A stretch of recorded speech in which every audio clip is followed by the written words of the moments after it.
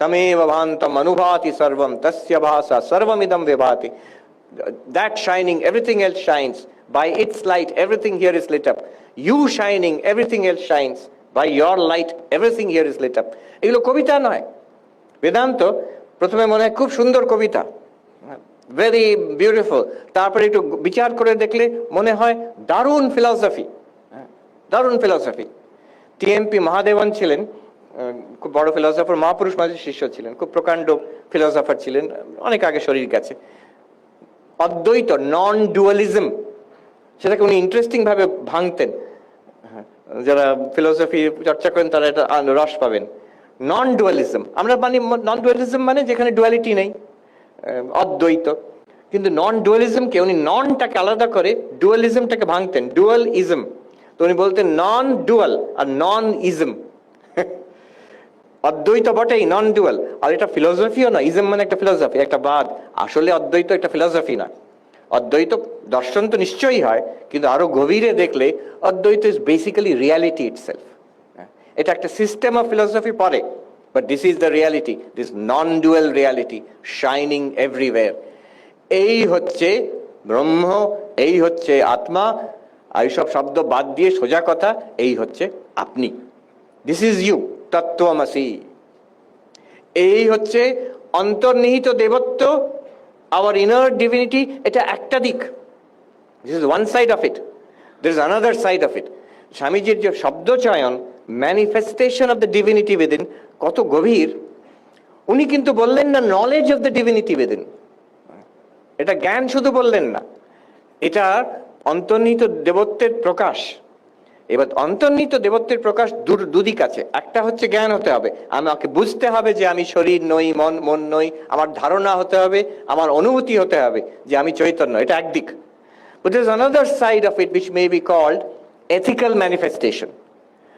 যে ব্রহ্মজ্ঞানী, যার ভগবান লাভ হয়েছে, তার কাছ থেকে আমরা কিছু এক্সপেকটেশন আছে আমাদের, যে তিনি শান্ত হবেন, তিনি সংযত হবেন, তিনি কম্প্যাশনেট হবেন, তিনি সবাইকার প্রতি প্রেমপূর্ণ হবেন, নিঃস্বার্থ হবেন, তার নিজস্ব কোনো দুঃখ থাকবে না। তিনি, এই গান হচ্ছিল, এক্ষুনি গান গাইলেন যে পূর্ণকাম হইয়া, যে আমি, তিনি পূর্ণকাম হবেন, তার কোনো নিজস্ব কামনা বাসনা থাকবে না।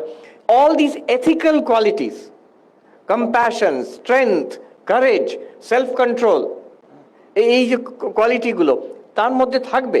যিনি ব্রহ্মজ্ঞানী, যিনি বুদ্ধত্ব লাভ করেছেন, যিনি জীবন মুক্ত হয়েছেন, তার মধ্যে we expect this qualities. Arjun জিজ্ঞেস করছেন দ্বিতীয় অধ্যায়ের শেষে, যে যিনি ব্রহ্মজ্ঞানী, যিনি জীবন মুক্ত, তাকে কিভাবে চিনবো? আর শ্রীকৃষ্ণ সুন্দর বর্ণনা দিচ্ছেন। So there those qualities. ত্রয়োদশ অধ্যায়েও আছে, আমানিত্ব, মদম্বিত্ব, এরকম করে 20টা কোয়ালিটি ওখানে বলে গেছেন। তো এই যে manifestation of this qualities, realization that I am the Atman, I am consciousness, and then manifesting it in day-to-day life, this is called manifestation of the divinity within us. Divinity within us মানে শুধু যে আমি ব্রহ্মজ্ঞানী হলাম ওইটুকু নয়, ব্রহ্মজ্ঞানী হয়ে সেটা জীবনে প্রকাশিত হবে। শারদানজি লিখছেন এক লীলা প্রসঙ্গে, যে অনেকে লেখে, তখন সমালোচনা করেছেন যে ঠাকুর ওই টাকা মাটি করে তারপরে আবার সে নিজের চুল দিয়ে একটি বাথরুম পরিষ্কার করেছেন নিজেকে সবাইকার সঙ্গে এক করার জন্য। তাই জন্য লিখেছেন এ পরমহংস দেবের বাড়াবাড়ি, পরমহংস দেবের বাড়াবাড়ি। মানে এগুলোকে বুঝে নিলে হলো যে সবাই আমরা এক, অত করার কি দরকার? আচ্ছা, টাকা পয়সার ওপরে আমার আসক্তি থাকবে না, খুব ভালো, টাকা ছুঁড়ে ফেলার দরকার কি? শরৎ মহারাজ লিখছেন, কিন্তু আমাদের পরমহংসদেব যেমন শিখিয়েছেন, ধর্ম আচরণ করা এইভাবেই শিখিয়েছেন। যেটা বুঝেছি, উপলব্ধি করেছি, সেটা জীবন একদম ডাউন টু একদম প্র্যাকটিক্যাল লেভেল ওটাকে আচরণ করতে হবে।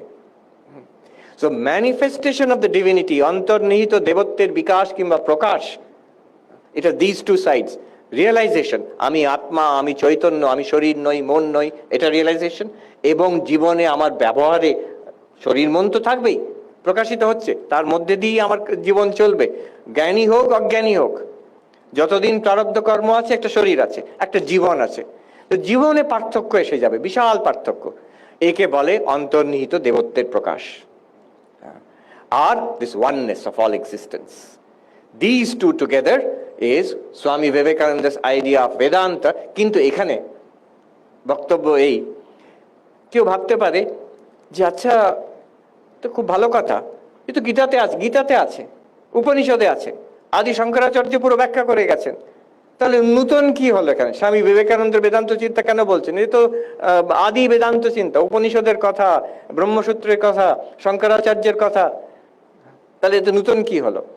সিস্টার নিবেদিতা তাই লিখছেন ওনার introduction to the complete works of Swami Vivekananda. Sister Nivedita লিখছেন যে স্বামীজি যা শিখিয়ে গেছেন এগুলো কিন্তু স্বামীজি না এলেও থাকতো, এগুলো চিরন্তন ভারতবর্ষে আছে, উপনিষদে আছে, গীতাতে আছে। হ্যাঁ, উনি নূতন ভাবে বলেছেন সেই একই কথা, তাকে উনি অন্তর্নিহিত দেবত্বের বিকাশ, manifestation of the divinity within, নূতন ভাষায় বলেছেন আজকে, পাওয়ারফুল ল্যাঙ্গুয়েজ, কিন্তু কনসেপ্ট ইজ দ্য সেম। এবার নূতন কি?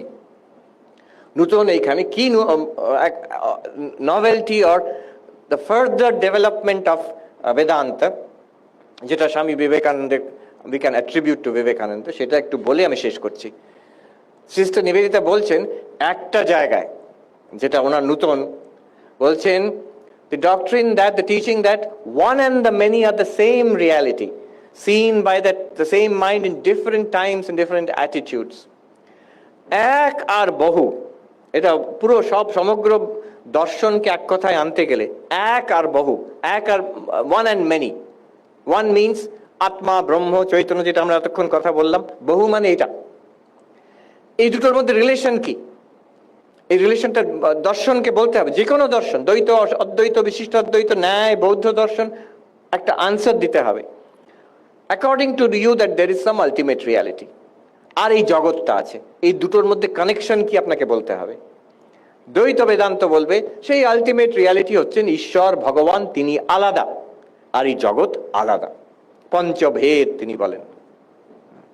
দ্বৈত বেদান্ত বলে এক আলাদা, একও আছে, বহু আছে, কিন্তু ওরা আলাদা। একজন ভগবান আছেন আর এই জগৎ আছে, আমরা আছি।